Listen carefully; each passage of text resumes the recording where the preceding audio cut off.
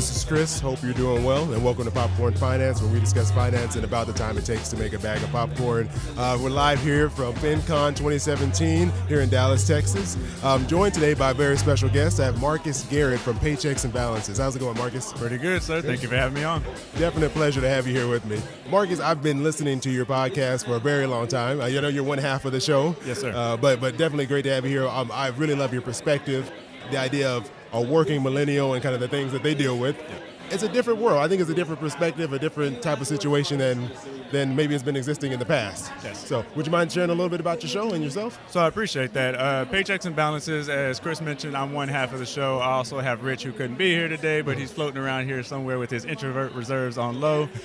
Essentially, we try to have a show that's lighthearted and fun, covering work, life, and money to help millennials, but really exennials and Xers. They always get on us for leaving them out, but all age ranges live the life that they'd like to live. We focus on, I wrote a book called Debt Free or Die Trying, how I buried myself in $30,000 in debt, dug my way out by age 30, and I've also been a certified internal auditor and in the audit field for about 10 years. So I try to be the neighborhood-friendly auditor, but also bring a lighthearted approach to money management. Rich is the paycheck side of the show. He focuses on HR, and he's been in the HR field for about 10 years. So a light, fun, formative show, helping you live the life that you'd like to live. You can definitely feel that because you guys have the professional side of it, but you also make it real. You bring it down to a level where it's still fun to talk about some things that aren't always that fun to deal with. So I appreciate you. Try to have a show that people would want to listen to. We keep it simple, and we try not to bore people to death. No, I think you do a good job at that. Today, we wanted to go over a call-in I received from Pers. So Pers called in because she had some questions about how she's organizing her budget and how to classify and categorize some things that she's dealing with. So go ahead and play that call. Your girl needs help. I explained this already, but I have 4 bank accounts, 2 savings, 1 long-term, 1 short-term, 2 checkings, 1 supposed to be disposable income, 1 supposed to be fixed income. I don't know the difference. I don't know what is my fixed income, especially because I don't really have rent to pay or anything. Honestly, I'm just I bleed money. I separate all my money into these accounts, and then I look into them 3 days later, and they're all empty because I'm justifying it. I can take $20 out of this savings account because I'll pay it back through this, and if I pay for this, then technically it's a savings purchase and not actually a spending purpose, and basically I just find excuses to spend all of my money. Thanks, Pers, for calling in. The main points that she was making there, I think her biggest questions were, what are fixed expenses? And then secondly, what's disposable income? And I think that's a very good question because you hear those terms thrown out there, but I don't know how much explanation is actually going along with those terms. So for you, Marcus, how would you define fixed expenses? I think the easiest way to define it, the fixed expenses are going to be the bills. If you do not pay, you'll be homeless tomorrow. So if you don't pay your mortgage, if you don't pay your light bill, I guess you won't be homeless, but you won't have any lights in the house. Rent, things of those nature, things that you must pay. Yes. I'd say variable expenses are choices. You need food, but do you want to stun on them at the Chipotle? You put the guac on them. You want to get the cheese with the cheeseburger. I think those are discretionary. So discretionary income is going to be everything that's left over after you've paid your fixed and you've made those choices in the expenses you're going to pay. It's what's left over month to month. Gotcha. Now, for some of us, we're living paycheck to paycheck, and that's a reality that I had and I talk about in the book as well. Then you don't have any discretionary income, and you are likely using a credit card. A credit card is not discretionary income. No. It's a credit card. You use a credit card when you want to pay for things that you want to pay more money for than they cost. That's not discretionary income. Does that give you some parameters to work with? And we could talk about it in a little bit more detail. No, I think that's perfect. I think that's a great way to put it, that your fixed expenses are things that you need to live a modern life. Yeah. And actually, this is a stat that I found out recently, so I've been sharing it because it's fascinating to me. There's only 3 categories that people spend 60% of their income in, and that's home, transportation, and food. And transportation and food would be variable, I would say. You make a choice. You make a choice in the vehicle that you drive. I'm not saying that you might not need a vehicle, but the type of vehicle that you choose to drive is a choice. Home is, some people are going to say negotiable. You can in some ways choose the home that you buy, but I would say the bigger picture is to live within your means. Something that we talk about a lot on the show, and you've probably heard, is lifestyle inflation. Yes. So most people, the way I've described this now is they spend their income like filling up a balloon. If the income expands, the balloon expands. And they they fill it up. They don't put anything to the side. They don't have any discretionary income, and they just continue to inflate. So it always feels that they're in a cycle of living check to check, because with every check increase, you buy something new. Very true. Very true. I try to preach lifestyle deflation, and if you want to get the maximum amount of deflation, because those are your most 3 expensive categories, that's where you want to focus. People don't want to hear that. It's not very nice, but if you want to downsize and you want to, in fact, impact 60% of your income, you need to be looking at home, transportation, and food. That's where you're going to get your big wins. You know, that's a great point, because that's something that I've noticed, that you don't really see it at the time, but the more you make, the more you spend, it's like you're saying. And I think it's something that you have to be very intentional to catch and not let that just all of a sudden just balloon out of control. Right. Because I know for sure I'm making more than I did, 10 years ago. Right. But I don't remember picking up new expenses. But somehow my money's going somewhere. I mean, it just kind of creeps in there very slowly. And another thing to keep in mind, we talked about before on Paychecks and Balances, is not only people think it's a one-for-one relationship, so you're making more money, but you're paying more in taxes. So you get a $20,000 increase, people spend $20,000, but they might be taking home $10,000 more dollars. And that's why we recommend, when you get that increase, actually look at what are your pre-tax options. Are you investing in your 401k? And if you take nothing else from anything that I say on this show, is using your employer match if it exists. You're leaving free money on the table if you're not at least taking advantage of that minimum employer match. Now, I think for the listener question, if you're likely dealing with variable income, to give some examples for folks who aren't, a fixed income is going to be salary. So I'd say a variable income, some of the professions that I walk down would be like a beautician, a barber. And I just use those examples because it's something we easily get. Yeah. A barber's salary is by how many heads he cuts that month. Yep. So my barber takes off that month, he's lost, that's his salary for that month. He knows that, he's doing very well, so he probably write in and tell me stop talking about him, don't worry about my money. But that being said, if he doesn't cut heads that month, his salary is immediately impacted. That's a variable income. For someone with a fixed salary, if they have paid time off, they take off, as the term indicates, they're getting paid for that time, so they have a salary. In both of those circumstances, if they increase their lifestyle up to the amount of money they make, neither one of them are getting a raise. So it doesn't really matter. But I like to point out the difference between a salary and that variable income. No, that makes a lot of sense. I like that example. And earlier you mentioned that you like to focus on lifestyle deflation. Yes. And I've heard you mention this before too in your show about the whole FI community, the financial independence. And I know that's a whole nother subject, so I don't want to take you off too far. But well, it's a mental change.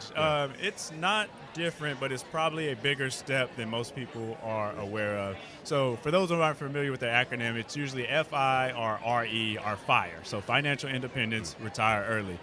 There's a whole big argument around, are you truly financially independent if you haven't retired? And I don't like to get in all the back and forth of it because I haven't argued on Twitter since 2009, and I'm not going to argue on the show today.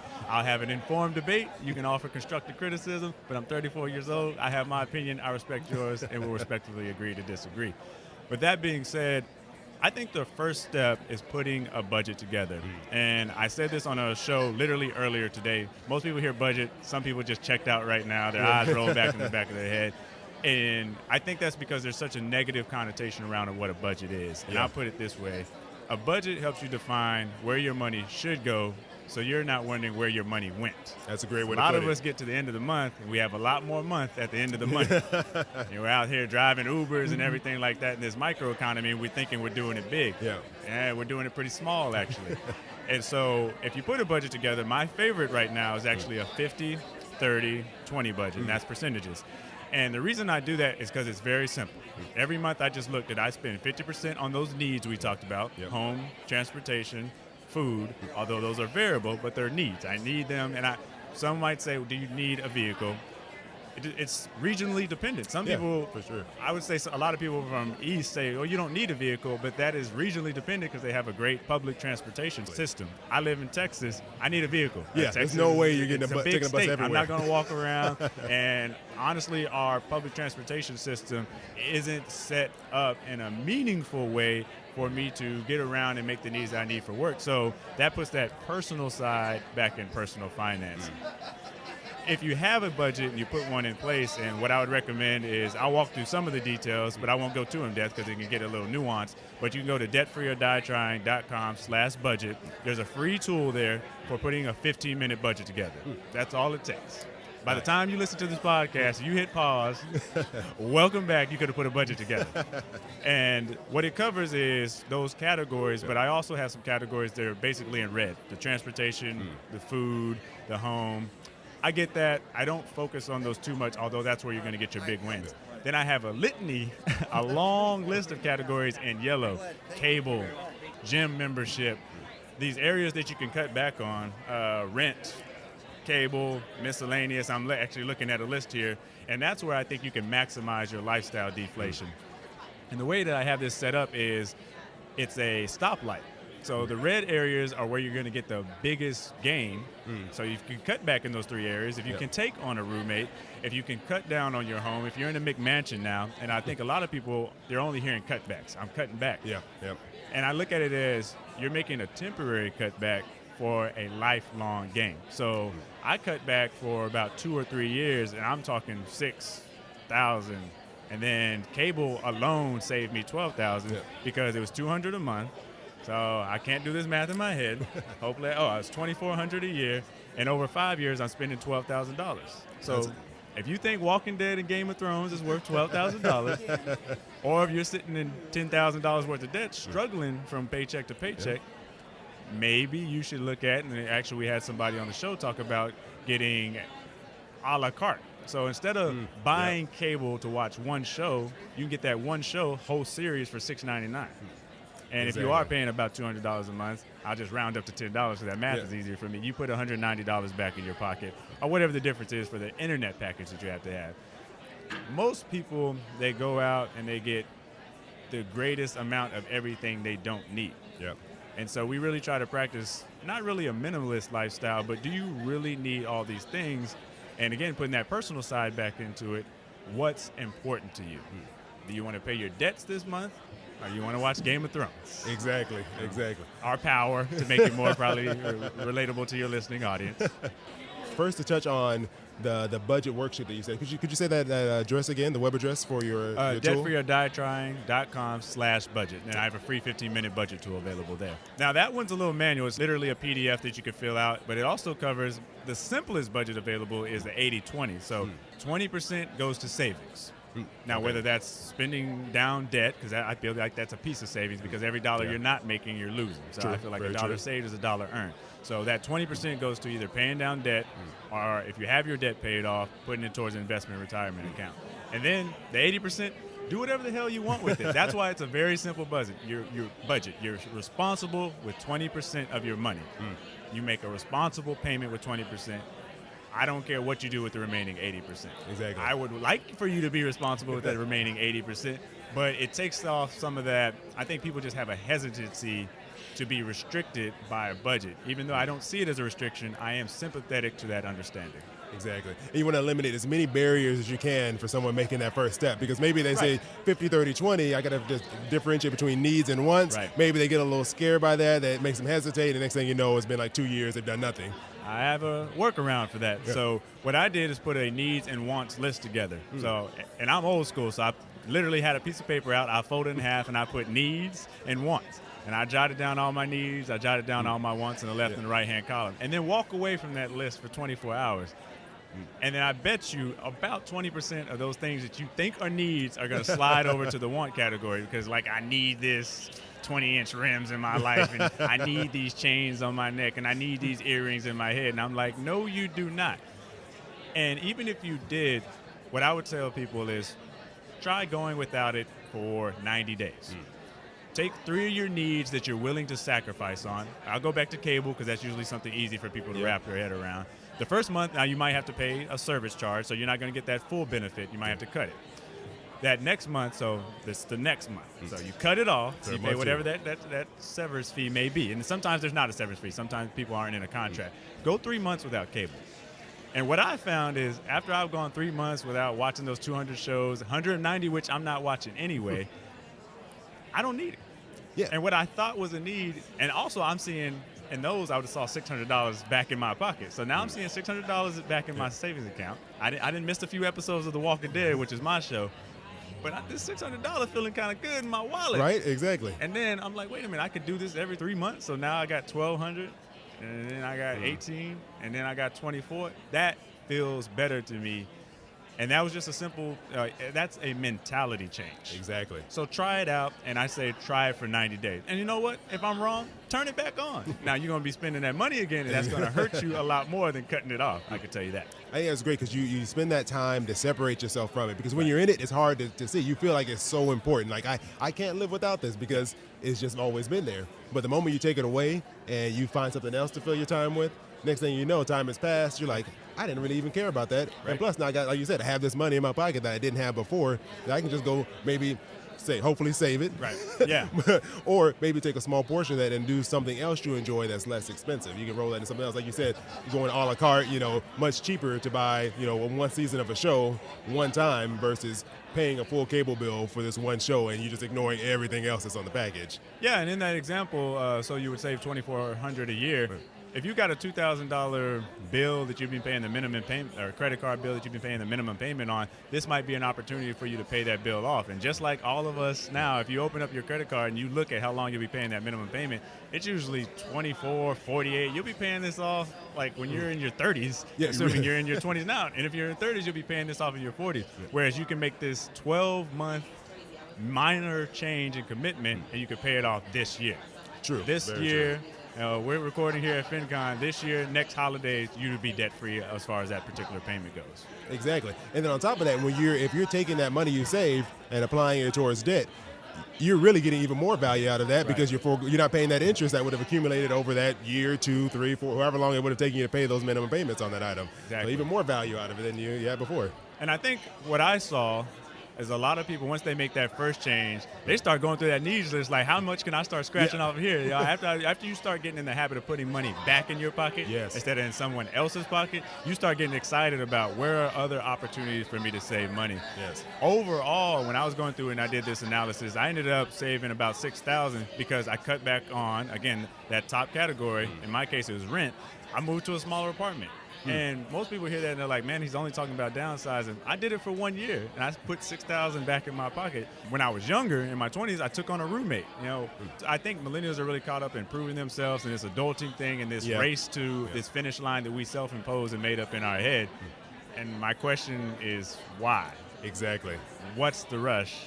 And even if there was a rush, there's a significant opportunity for you to save money here. And like I said, those are your 3 most expensive categories. If you can cut back on those, that's where you're going to get your biggest wins. Yeah. However, the reason I start with those categories in yellow is because it's easier for people to wrap their head around. Yes. And you don't have to do it permanently.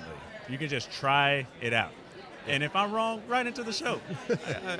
I would actually challenge someone to do this for 90 days and write in and tell me that I'm wrong, that you didn't realize saving, that you don't feel better, that you don't like having $600 or more money back in your wallet, that you didn't like paying off that credit card. I look forward to reading that comment. I'm not going to understand it, but I welcome you to write in. And I would definitely like to clarify and say that if you are unhappy, please send that to Paychecks and Balances. If you're happy, you can send that to Popcorn Finance. Just want to keep that clear. I'd be happy to read it. And so for some people, they're going to say that, I have kids and I still need to keep internet. I would say, and what I actually did in real life, I called in to cut back on my internet services. Most people buy data that they don't use. So they're paying for data that they don't need anyway. So cut down to the minimum internet speed that you need for streaming services. And then people would say, well, I have kids. Well, if you have streaming services like Netflix, you may be paying $11 versus $60, $80, $90, or $100. In my case, I was paying $200 because, of course, I had the platinum package with all the channels and the NFL Network and all the movie channels. Yeah. And there wasn't enough hours in the day to watch all of these shows, even if I wanted to. No. So I was wasting about $190 a month. And in my case, I just cut back on my internet services. And I know for the folks who write in with the children, there's YouTube, there's Netflix. Netflix has gotten a lot better about these programs. And another thing is, it's funny the excuses adults make for children. My kids need to see this program. Exactly. They have to see this one. Like, they just want to see a cartoon. They want to see something moving on the TV. It's a great excuse. Yeah, but they can really care less, right? It's your budget. And in fact, the habit and the positive spending habits you can show them as the adult in the house, I hope, they could start seeing that in you as well. And just explain to them, First of all, if you explain to most children that we're going to make this temporary sacrifice for 90 days, they're going to forget about 7 days in. Yeah. It's actually harder for the adult. So it's a great excuse, but not a particularly good one. Yeah, no, not at all. I really like that. Kids have some of the shortest attention spans in Exactly. the world. They will move on to something else in no time. And then for the individuals that want to automate it, the apps that I like to use right now, I have an iPhone, and actually I have an older iPhone, so I live this lifestyle. I'm not just I'm practicing what I preach. iPhone 6, I use Mint. That's still my favorite budgeting app. Yep, same here. I don't feel like going back and forth with, I'm sure people, oh, man, this, that, it doesn't do this. First of all, it's free, so I don't like to complain about a lot of free things in my life. But it meets my needs. That would be the one that I recommend. And then, like I said, the budget that I like to use most is a 50-30-20 budget. I'll get this over to you for the show notes, but I also have an article on NerdWallet where we talk about the 50-30-20 budget, and it also has an automated app within there so people can literally fill it out to start playing with it, like, is this a budget that'll work for me? What I would say is the best budget and the best app is the one that works. Yes. Start, try it out for at least 1 month. And if you need to change, you can change, but I'd say try it for 90 days. That's all I'm asking. Try these lifestyle changes for 90 days. Try this lifestyle deflation or credit diet or whatever the case may be. It's always got a fancy title. But at the end of the day, it's trying it out, being disciplined. I'm only asking for 90 days of your time. I think that's definitely doable. I think that's a great time frame to throw out there. 90 days, give it a try. Yep. Hey, you know what, Marcus, thank you so much. I really appreciate you being here. Appreciate it. It's been a great time. Oh, thank you. And Purrs, I hope that answers your question. If you have anything else you want to ask, please feel free to send in a call in. Or also, Marcus, if you can give us some of your contact information and also what's going on with you, You can find the show account at PAY Balances, Pay Balances. That's pretty much everywhere on the internet. We're on Facebook at Paychecks and Balances. Of course, like anything, you can Google Paychecks and Balances, find us everywhere. If you still, after all this talking that I've done, want to follow me for some strange reason, I'm at the Marcus Garrett on Twitter with 1 T. Haven't quite joined the 280 gang yet. They haven't upgraded me. Maybe it's because I have an iPhone 6. Maybe when I upgrade to the X, they'll allow me into the fold. But I'm on Twitter at the Marcus Garrett with 2 T's. Excuse me, on Instagram. I got that backwards. All right, thank you. Really appreciate it. Please check out Paychecks and Balances. It's one of my favorite podcasts out there. I definitely recommend you listen to it. Whether you're millennial, which is a zennial, a baby boomer. I think these Xennials are trying to take it over. I think it was an Xer that made up Xennial, but they claim it's some other demographic that will be covered. But millennial, Xer, if you want to learn about your paychecks and your balances, how to make it better in a fun and informative way, come over to paychecksandbalances.com.